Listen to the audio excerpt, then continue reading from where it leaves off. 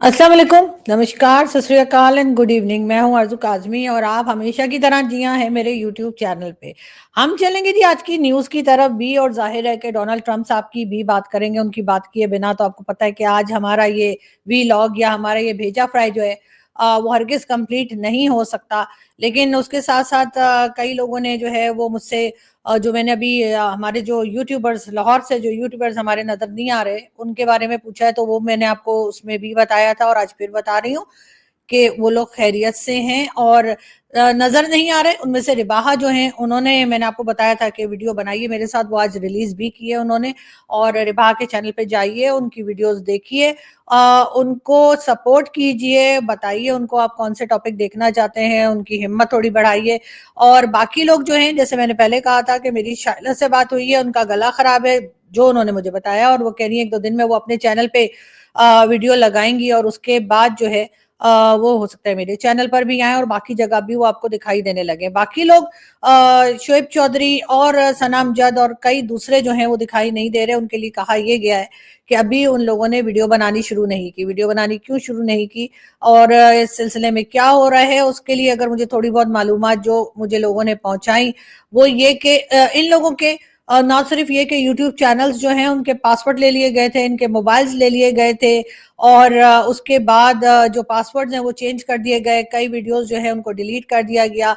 कहा गया कि जी भारत की तारीफ ना करें, मोदी जी की तारीफ ना की जाए, बल्कि इनसे ये भी पूछा गया कि कहीं आपको रॉ फंड तो नहीं करती। अब आप ये सोचिए कि मतलब यहाँ पे हाल ये है कि मेरा चिल्ला चिल्ला कर मेरा गला बैठ गया है कि मैं मोदी जी से बार बार कह रही हूँ कि पाकिस्तान में इन्वेस्टमेंट कर लीजिए, $1 ट्रिलियन बस आप हमें दे दीजिए। उसके बाद देखिए वो नॉन स्टेट एक्टर भी बंद हो जाएंगे और सारे इश्यूज अपने आप सॉल्व हो जाएंगे। हम कश्मीर कश्मीर कश्मीर भी करना बंद कर देंगे और जैसे ही हम कश्मीर कश्मीर करें आप कहिएगा लाओ निकालो पैसे वापस करो, उसके साथ ही हम फिर बैठ जाएंगे।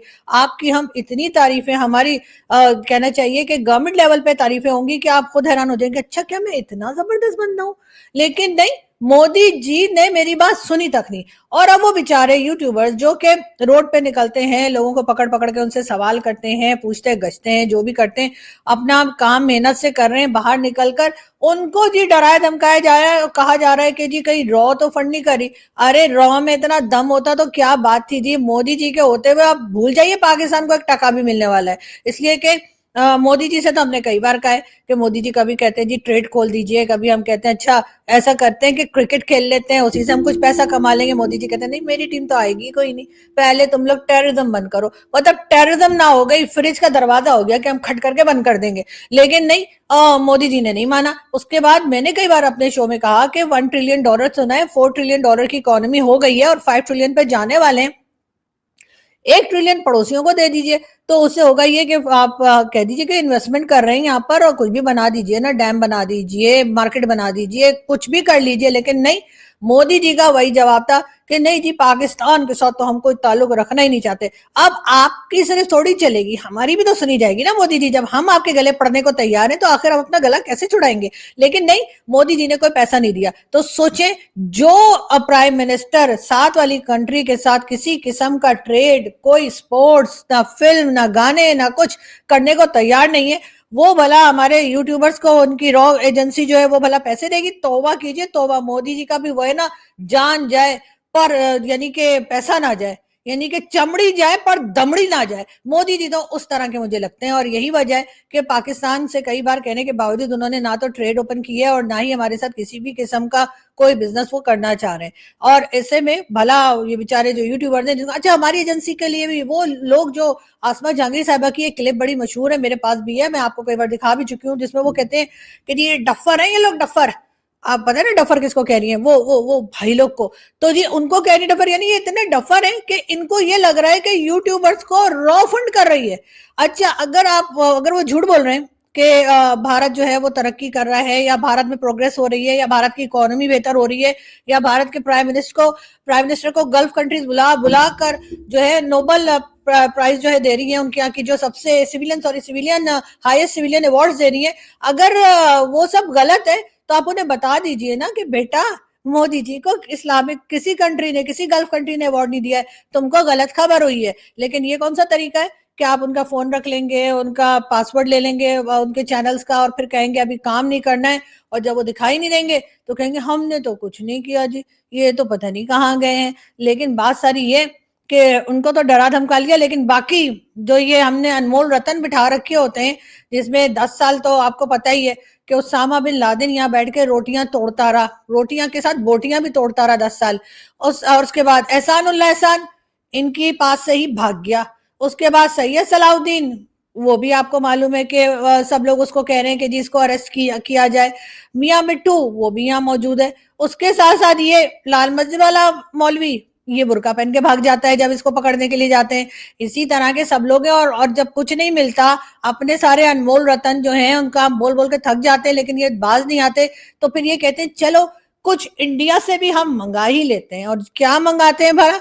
जी हाँ, ये नाइक साहब, जी हाँ। और उसके बाद ये आ जाते हैं, और ये आके खैर ये और बातें कि इनको बुला के बड़ा अच्छा किया। इनके इतनी चित्रौल हुई, इतनी चित्रौल हुई कि इन्होंने कहा मर जाऊंगा लेकिन पाकिस्तान दोबारा नहीं जाऊंगा। ऐसा स्टेटमेंट मेरा ख्याल है इन्होंने दे ही दिया होगा। लेकिन कोई बात नहीं, अब किया क्या जाए। अब हमारे जो बाकी लोग हैं उनके बारे में आप जानते हैं कि मैं क्या उनकी तारीफ करूं, लेकिन बहरहाल हम मेरी बहुत उम्मीद है मुझे कि बहुत जल्दी ही जो है हमारे लोग, यानी कि हमारे जो यूट्यूबर्स हैं जिनका आप लोग बहुत शौक से चैनल देखा करते हैं, वो जल्दी दोबारा दिखाई देंगे और खैरियत से ही होंगे। बहरहाल हम आगे बढ़ते हैं, और साथ साथ ये भी है कि भाई अपने लोगों को ये भी कहना है भाई लोग को कि यार जरा डराना धमकाना कम कीजिए अपने लोगों को। जाके देखिए टीटीपी वाले क्या कह रहे हैं। एक तो टीटीपी वाले क्या कह रहे हैं वो हमारे पंजाबी फौज को समझ में भी नहीं आता, वो सारा पश्तो में बोल रहे होते हैं।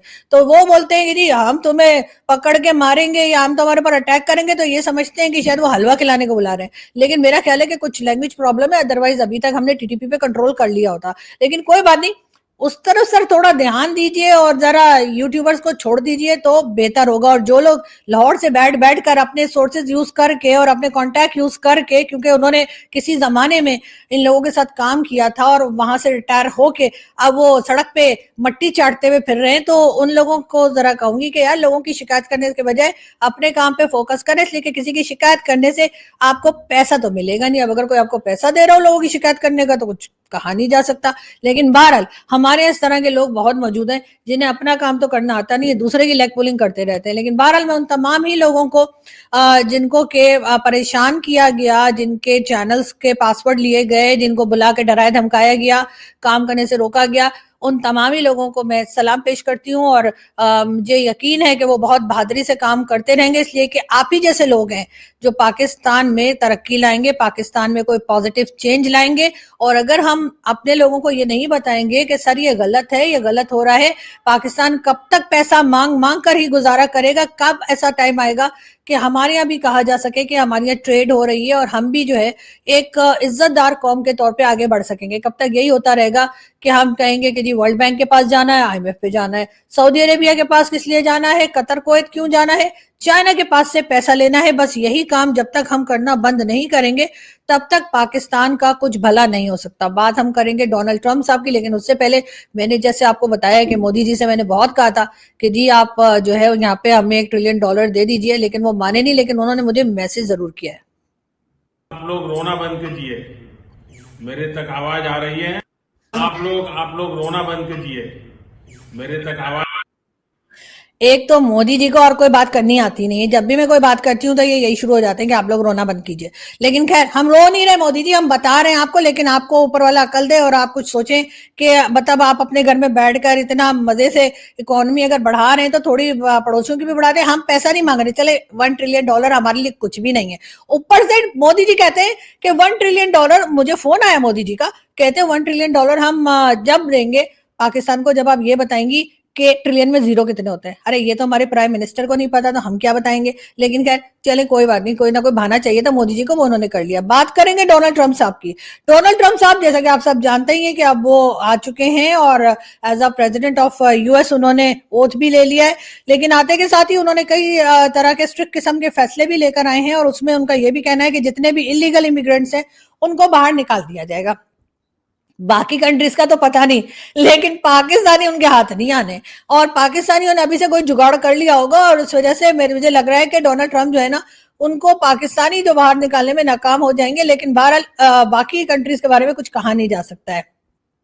साथ साथ उन्होंने ये भी कहा है कि जी वो जो है साउथ की तरफ जो सरहद है अमेरिका की, उसको उन्होंने कह दिया है, उसमें इमरजेंसी लगा दी है कि उस साइड से जो है इमिग्रेंट्स, इलीगल इमिग्रेंट्स ना आ सके। तो कोई बात नहीं, हम नॉर्थ की तरफ से आ जाएंगे, चारों ओर आ सकते हैं ना पाकिस्तानी, तो इधर से भी आ सकते हैं, उधर से भी आ सकते हैं। तो अगर आपने एक साइड बंद कर दी है तो कोई बात नहीं, तो 100 दरवाजे और खुले, पाकिस्तानी वहां से आ जाएंगे। लेकिन ये जरूर है कि अब हमारे पाकिस्तानी थोड़े से परेशान जरूर होंगे कि कहीं ऐसा ना हो कि उनकी बारी आ जाए और पता लगे कि सब फ्लाइट पे बिठा बिठा के उनके घर पे भेजा जा रहा है।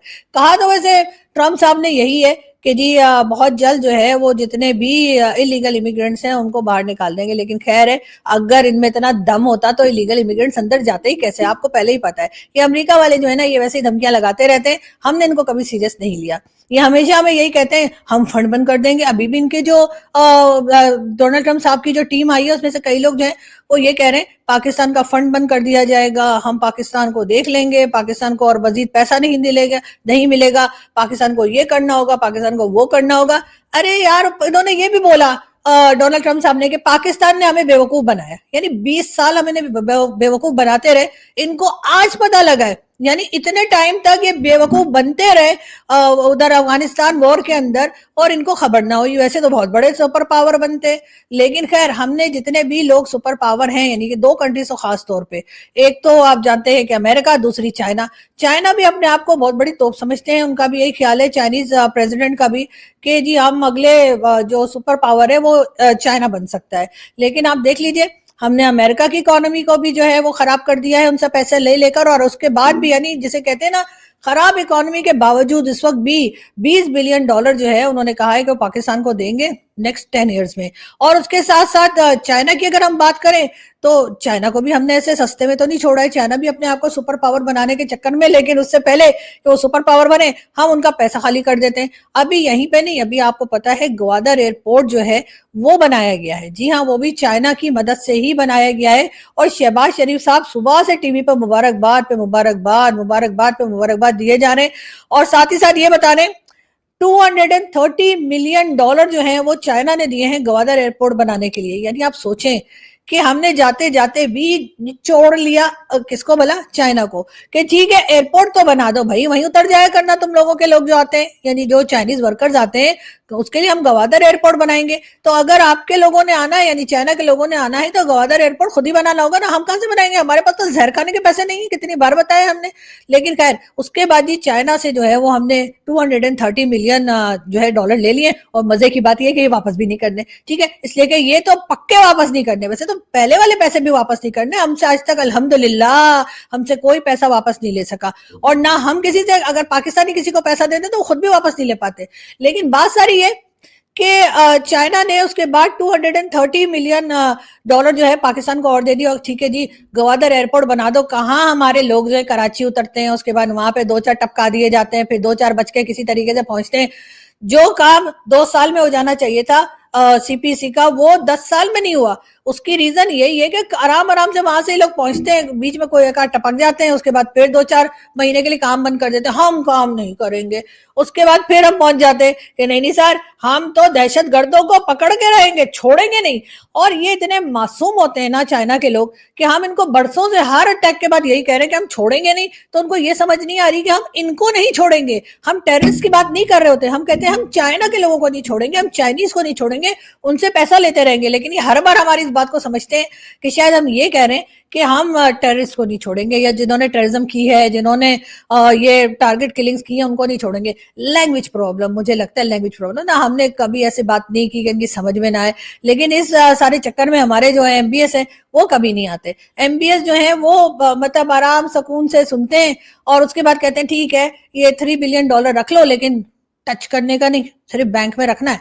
लेकिन उसके बाद जब बारी आती है तो हम फिर इनकी तोप पकड़ के लटक जाते हैं। आपको पता है ना, वो जो ड्रेस पहनते हैं उसको तोप बोलते हैं। हाँ, तो वो फिर तोप पकड़ के हमारे प्राइम मिनिस्टर जो है वो पहुंच जाते हैं और कहते हैं छोड़ दियो प्लीज प्लीज हबीबी, हैया हैया। तो वो फिर कहते हैं ठीक है भैया 1 साल और रख लो। तो इस तरह से वो पैसा हम उन्हें वापस नहीं करते। लेकिन कोई बात नहीं, आपको तो पता ही है ना, बड़े बड़े देशों में ऐसी छोटी छोटी बातें होती रहती हैं। लेकिन साथ ही साथ बांग्लादेश को भी अगर हम थोड़ा सा टच कर ही लें, तो मैंने सुना कि जो हमारे यूट्यूबर्स हैं उनसे ये भी कहा गया, अरे तुमने बांग्लादेश पे वीडियो क्यों बनाई? अरे तो बांग्लादेश में जो कुछ हो रहा है सर, वो भी तो न्यूज ही है ना, या बांग्लादेश की हमको न्यूज ही ना दे, बताएं ही नहीं कि जी बांग्लादेश में वो मोहम्मद यूनुस साहब क्या गुल खिला रहे हैं।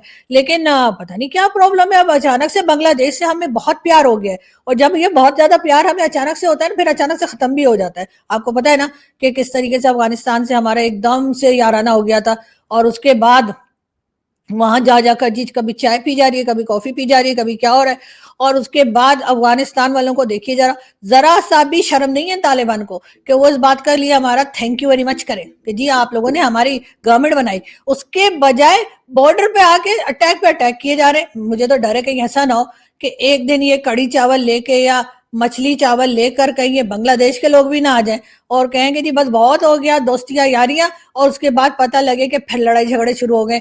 तो मैं तो ये कहूंगी गवर्नमेंट को थोड़ा सा डिस्टेंस पे रहना चाहिए। वैसे भी मैंने सुना है बांग्लादेश की हालत जो है वो तो कोई खास अच्छी नहीं है, इकोनॉमी उनकी भी है ना बैठ गई है जब से उन्होंने भारत से झगड़ा किया है, और इस वजह से हमारे वो किसी काम के नहीं। अब जब उनके पास पैसा ही नहीं है तो हम उनसे क्या ले लेंगे? अब ये सूखी सूखी खामा खाई की जो है ना वो दोस्तियां यारियां, वो तो हमें अच्छी नहीं लगती भाई। हम दोस्ती यारी उसी के साथ करते हैं या उन्हीं को कहते हैं जिनके पास पैसा होता है। जैसे चाइना को नहीं कहते समंदर से गहरी, पहाड़ों से ऊंची, आसमान से ऊंची, पता नहीं कहाँ कहाँ उनको फिरा टोरा के हम वापस लाके जमीन पे छोड़ देते हैं, और उसके बाद कहते हैं इतनी तारीफ की सर $1 बिलियन तो बनता है। तो वो फिर उसके बाद हमें जो है ना वो हम बोरी मांगते हैं तो वो हमें थैला तो दे ही देते हैं। इस तरीके से ये बात तो साबित हो जाती है कि चाइना अभी तक वर्ल्ड पावर क्यों नहीं बन सका। भाई इस तरह के ढक्कन वाले काम करोगे तो वर्ल्ड पावर कैसे बनोगे? लेकिन खैर हम बात उनकी नहीं कर रहे थे, हम ट्रम्प साहब की कर रहे थे। तो जी ट्रम्प साहब का ये भी कहना है कि अमेरिका अपनी खुद मुख्तारी हासिल करेगा। अमेरिका अपनी खुद मुख्तारी हासिल करेगा तो फिर हमारा क्या होगा? मतलब ये क्या बात हुई? अमेरिका ही खुद मुख्तार नहीं है। साथ ही उन्होंने कहा कि वो ग्रेटर अमेरिका बनाएंगे, अमेरिका जो है वो दोबारा से पावरफुल हो जाएगा। अरे कैसे पावरफुल हो जाएगा सर? पावरफुल तो पैसे से होता है, और वो पैसा तो सारा हम खा गए और वापस भी नहीं कर रहे। और उसके बाद जब आप हमसे पैसा मांगते हैं तो हम वो पैसा वापस करने के लिए आप ही से और पैसा लेके आपको दे देते हैं, और ये वाला चक्कर में इनकी समझ में नहीं आता। और बार बार कहते हैं कि पाकिस्तान ने हमें बड़ा बेवकूफ बनाया है। अब भाई आप अगर हो ही ढक्कन तो हम क्या कर सकते हैं इसमें? हम तो सीधी साधी अपनी स्कीम देते हैं। अब आप लोगों को अगर सूट करती है तो कर लिया करें, नहीं करती तो सानू की। लेकिन बहरहाल मैंने सुना ये कि जी डोनाल्ड ट्रंप साहब ने ओथ उठाते के साथ ही जो है वो शुक्र अदा किया, और उन्होंने सबका शुक्रिया अदा किया, उन्होंने अपने पूरे खानदान का शुक्रिया अदा किया, पूरी दुनिया का शुक्रिया अदा किया। लेकिन अब मैंने सुना है कि वो बेड के नीचे घुस गए और वो बाहर नहीं निकल रहे, और वो ये कह रहे हैं कि मुझे पाकिस्तान से बचा लो, मुझे पाकिस्तान से बचा लो, इस किस्म की आवाजें निकाल रहे हैं। और साथ ही वो कह रहे हैं उन्होंने कुंभ के मेले में जाना है, उन्होंने महाकुंभ के मेले में जाकर डुबकी लगानी है।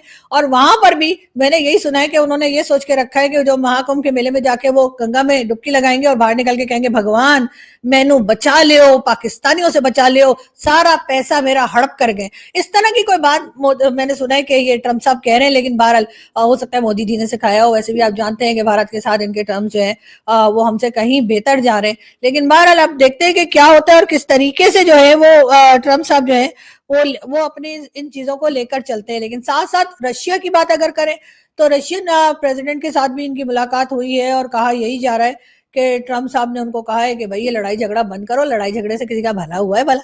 तो भाई ऐसा है कि लड़ाई झगड़ा ना करो, इससे ये होगा कि खर्चा भी बचेगा और मारकुटाई भी नहीं चलेगी। तो हो सकता है कि रशिया की जो वॉर चल रही है वो हो सकता है रोक दें। साथ ही साथ इजराइल और हमास के बीच में जो 36 का आंकड़ा चल रहा है वो भी रोकने की बात की है डोनाल्ड ट्रम्प साहब ने। इसलिए कि जो बाइडन जो थे वो तो बस कह रहे थे लड़ी जाओ, उनको तो पता नहीं क्या जैसे मुर्गे लड़ाते हैं, से कोई मेरे ख्याल है कोई शौक रहा होगा। लेकिन ट्रम्प साहब ने आते ही ये सब कुछ कहा है। साथ साथ पाकिस्तान को बहुत ज्यादा एक्सपेक्टेशंस नहीं है ट्रम्प से। पहले भी जब ट्रम्प साहब आए थे तो पाकिस्तान को एफएटीएफ में डाल दिया गया था, कई और तरह की प्रॉब्लम्स आई थी, और उनके बहुत ज्यादा क्लोज टर्म्स या अच्छे टर्म्स जो हैं वो पीएम मोदी के साथ भी हैं। ये भी इस वक्त भी इस बात को बहुत सीरियसली देखा जा रहा है, सुना जा रहा है, और लग ये रहा है कि इस बार भी मोदी जी के साथ उनके टर्म्स बहुत अच्छे हैं क्योंकि डोनाल्ड ट्रम्प साहब के। तो इसलिए पाकिस्तान को टफ टाइम देखने को मिल सकता है। हो सकता है किसी किस्म की फंडिंग बंद करने की बात की जा रही है। इंडियन मीडिया बार बार कह रहा है कि जी पाकिस्तान की फंडिंग रोकने के लिए जो है ट्रम्प साहब की कैबिनेट में कई लोगों ने आवाज उठाई है, कई लोगों ने बात की है, और उनका ये कहना है कि जी पाकिस्तान जो है उसके थोड़े स्क्रू टाइट किए जाएं और पाकिस्तान की जो है वो फंडिंग जो है वो रोकी जाए। तो रोक दीजिए, अगर आप लोगों में दम है तो। मतलब इतने सालों से आप लोग कुछ नहीं कर पाए तो अब क्या कर लोगे। तो बात सारी ये है कि पाकिस्तान की फंडिंग तो आपके पिताजी, आपके अब्बा जी, आपके डैडी, आपके बाबा कोई रोक नहीं सकता, इसलिए कि फंडिंग बंद करोगे तो हमारे यहाँ अर्थक्वेक आ जाएगा, फ्लड आ जाएगा, कोविड आ जाएगा, कुछ ना कुछ तो आ ही जाएगा, और उसके बाद वही फंडिंग जो उसी में से पैसे उठा के आप हमें दे देंगे। तो इसलिए मोमिनों से झगड़ा मत करो, हमारी और कुछ हो ना हो, हमारी बद्दुआएं बड़े जोर की लगती हैं। तो इसलिए जो है अमेरिका इस बात से बच के रहे कि पाकिस्तान के लिए फंडिंग रोके। आपकी खैरियत, आपकी हिफाजत उसी में है कि ऊपर वाला आपको तब तक ही देगा जब तक आप हमें बैठे बैठे खाने की आदत जो आपने हमें डाल दी है ये पाक अफगान वॉर के बाद से, सॉरी पाक अफगान वॉर नहीं, सॉरी ये वॉर ऑफ टेरर के नाम पे जो हमने जंग लड़ी आपके साथ, जो हमारे कई लोग कहते हैं जी हमने वॉर ऑफ टेरर लड़ी है, लेकिन कई लोग नहीं भी मानते, लेकिन खैर किसी के मानने ना मानने से क्या होता है, लेकिन उसमें हमने नोट बड़े छापे। तो अगर आपने हमारे वो आदत जो आपने हमें पहले डाल दी है कि हमने काम नहीं करना है, सिर्फ अपनी जमीन देनी है और उसके बाद जो है पैसा मिल जाना है, तो अगर आपने ऐसा किया तो हम आपसे नहीं बोलेंगे। और आपको पता है ना कि हमें मिसाइल बना रहे हैं और वो अमेरिका तक जा सकता है, ऐसा हम नहीं कह रहे, ऐसा अमेरिका वाले खुद कह रहे हैं। यानी हमें अभी खुद नहीं पता कि हमने जो मिसाइल्स बनाए हैं उनकी रेंज कहां तक है, अभी हमने कोई तजुर्बा भी नहीं किया। हम इंडिया वालों की तरह तो है नहीं कि बैठे बैठे हमने मिसाइल साफ कर रहे हैं और उसके बाद उड़कर वो पाकिस्तान में आ जाए। इतने अनाड़ी लोग इनके बैठे हुए, उनको सोचिए इन किस खतरनाक कंट्री के हाथ में न्यूक्लियर वेपन्स आ गए कि जो सफाई करने में उड़ा देते हैं। और हमारे यहाँ तो ऐसा कभी नहीं हुआ। कभी आपने सुना?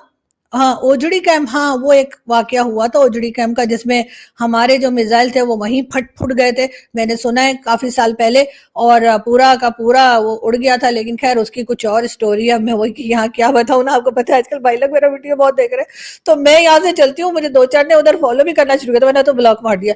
लेकिन खुदा गैरत करे एलन मस्क को, जिसने आप ब्लॉक का कोई मतलब ही नहीं छोड़ा है। मतलब अगर आप ब्लॉक भी कर दे तब भी सब आगे पूरे घर का चक्कर लगा के चले जाते हैं।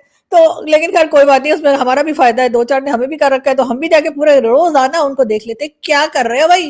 तो लेकिन खैर आपको पता है फजूल बातें तो मैं करती नहीं हूँ, बहुत सीरियस टॉपिक लेकर मैं आज आई थी, लेकिन आप लोगों ने मुझे कहीं का कहीं जो है वो बात करने के ऊपर लगा दिया। लेकिन बहरहाल मैं आपको ये भी बता दूं कि डोनाल्ड ट्रंप ने यह भी कहा है कि खुदा ने मुझे महफूज, ऐसा हमारे टीवी चैनल वाले बता रहे हैं, ठीक है ना। लेकिन डोनाल्ड ट्रंप ने कहा भी है, ठीक है, उन्होंने इंग्लिश में बोला है, मैं उर्दू में बता रही हूँ कि जी खुदा ने मुझे महफूज रखा है ताकि मैं अमेरिका को दोबारा से अजीम बनाऊं।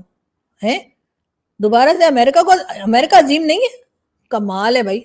तो फिर इसका तो मतलब है अमेरिका और हमारा लेवल एक ही हो गया, तो फिर किस बात का डर। फिर तो आराम से अमेरिका से हम छोड़ो के बात कर सकते हैं कि जी ये तुम लोग तो वैसे ही मट्टी चाट रहे हो, तो अब हमें क्या बता रहे हो। लेकिन खैर कोई बात नहीं, देखते हैं कि डोनाल्ड ट्रंप के आने के बाद क्या चेंजेस आते हैं। बहरहाल पाकिस्तान में इस बात को ऐसे ही लिया जा रहा है कि वो आएंगे तो उनकी, क्योंकि मोदी जी से बहुत अच्छी बातचीत है, बहुत अच्छी दोस्ती है, और उनकी टीम के कई लोग पाकिस्तान के खिलाफ है, तो हो सकता है कि हमें टफ टाइम देखने को मिले, लेकिन हमेशा की तरह हम निकल आएंगे, उस प्रॉब्लम में से भी निकल आएंगे, और हम कोई ना कोई चूरन जो है वो डोनाल्ड ट्रंप को खिला देंगे, और उसके बाद जो है डोनाल्ड ट्रंप हमारे ऊपर कुछ ना कुछ पैसों की बारिश करते रहेंगे, जो होती रहनी चाहिए।